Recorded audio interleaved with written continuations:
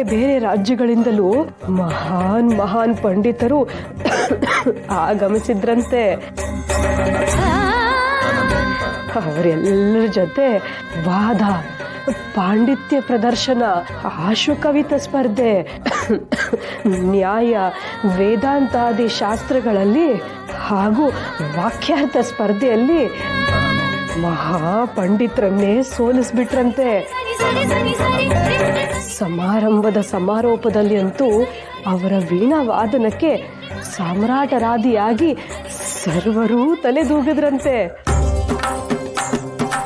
ಶಾಲಿವಾಹನ ಶಕೆ 1497 ಯುವ ಸಂವತ್ಸರದ ಮಾಘ ಕೃಷ್ಣ ತ್ರಯೋದಶಿ ದಿನ ಎಲ್ಲರ ಸಮ್ಮುಖದಲ್ಲಿ ಅರಮನೆಯ ಅತ್ಯುನ್ನತ ಗೌರವವಾದ ಹಗಲು ದೀವಟಿಗೆಯ ರಾಜಗೌರವ ಸಲ್ಲಿಸಿ ಚೋಡಿ ಶಾಲು, ಮುಕ್ತ ಮಾಲೆ, ಸುವರ್ಣ ಕಂಕಣಗಳನ್ನಿಟ್ಟು ಸನ್ಮಾನಿಸಿದ್ರಂತೆ.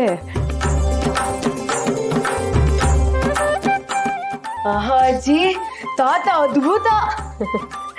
ಇಂಥ ಹಲವಾರು ಘಟನೆಗಳು ನನ್ನ ನೆನಪಿನಲ್ಲಿವೆ. ಎಲ್ಲವೂ ಹೇಳಿ ಅಜ್ಜಿ. ಪೆದ್ದಪ್ಪ ಒಂದು ಜೀವನ ಪೂರ್ತಿ ಕಂಡುಂಡ ಆನಂದವನ್ನ ಒಂದು ಗಳಿಗೆಯಲ್ಲಿ ಹೇಳೋದಕ್ಕೆ ಸಾಧ್ಯವೇನೋ? ಅಷ್ಟಕ್ಕೂ ಇದನ್ನೆಲ್ಲ ಕೇಳಿ ತಿಳ್ಕೊಂಡು ನೀನೇನೋ ಮಾಡ್ತೀಯಾ? ಅಜ್ಜಿ, ದೊಡ್ಡವನಾದ್ಮೇಲೆ ಅವ್ರ ಬಗ್ಗೆ ಒಂದು ಗ್ರಂಥನೇ ಬರೀತೀನಿ.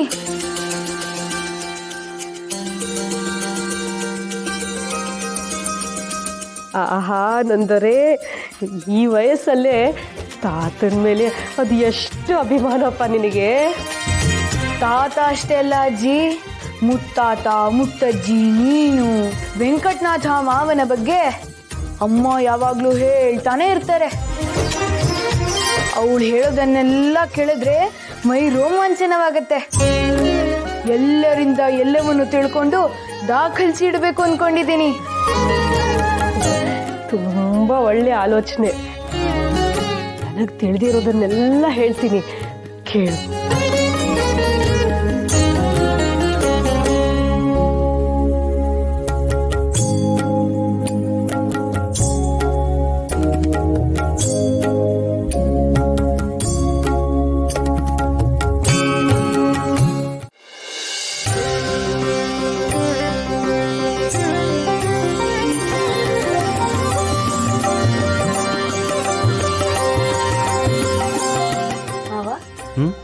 ಚಿಕ್ಕ ವಯಸ್ಸಲ್ಲಿ ಏನೋ ಪವಾಡ ಮಾಡ್ತಿದ್ರಂತೆ, ಹೌದಾ?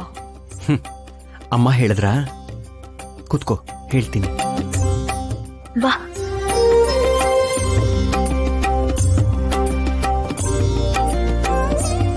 ನೋಡಿ, ಮೊದಲು ನಾವು ಯಾವ ಕೆಲಸ ಮಾಡಬೇಕು ಅಂತ ಅನ್ಕೋತೀವೋ ಅದನ್ನ ಮನಸ್ಸಿಟ್ಟು ಪ್ರಾಮಾಣಿಕವಾಗಿ ಮಾಡಬೇಕು.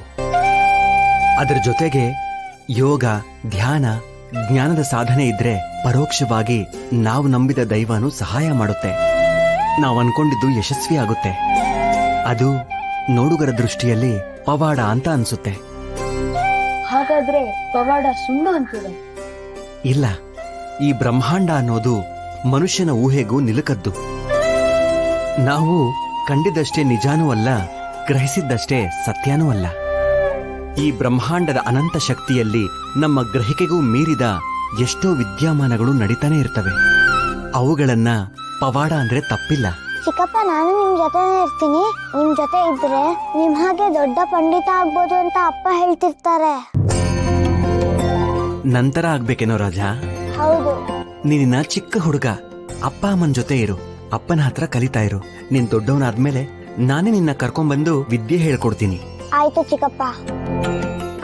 ವೆಂಕಟನಾಥ. ಅತ್ತೆ, ದೊಡ್ಡಪ್ಪ.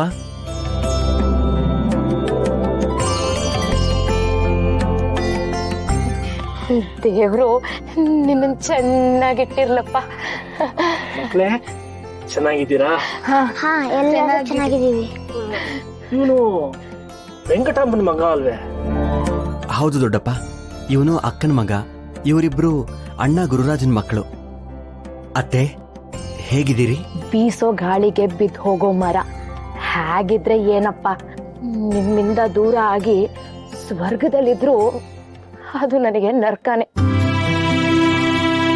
ಅತ್ತೆ, ಮೊದಲು ಒಂದು ಸ್ವರ್ಗ ಇತ್ತು, ಈಗ 2 ಸ್ವರ್ಗ ಇದೆ.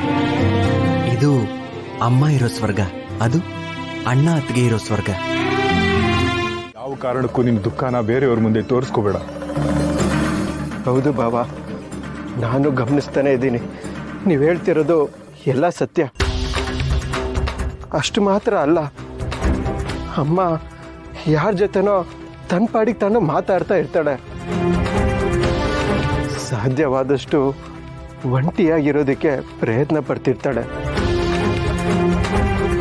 ಅಂದ್ರೆ ನನ್ನ ಅನುಮಾನ ನಿಜ ಆಯ್ತು. ಅವರು ನಮ್ಮ ಜೊತೆ ತುಂಬಾ ದಿನ ಇರೋದಿಲ್ಲ.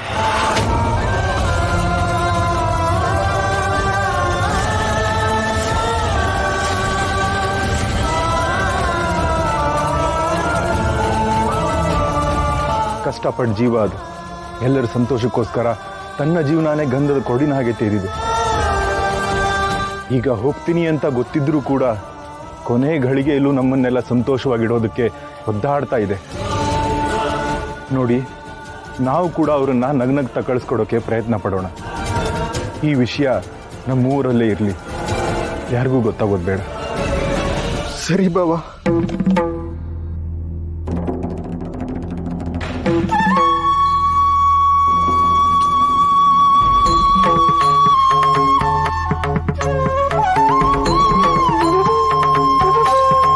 ಶ್ರೀಹರಿ, ಅವ್ರ ಜೀವಕ್ಕೆ ನಿರಾಯಾಸವಾದ ಮುಕ್ತಿ ಕೊಡಪ್ಪ.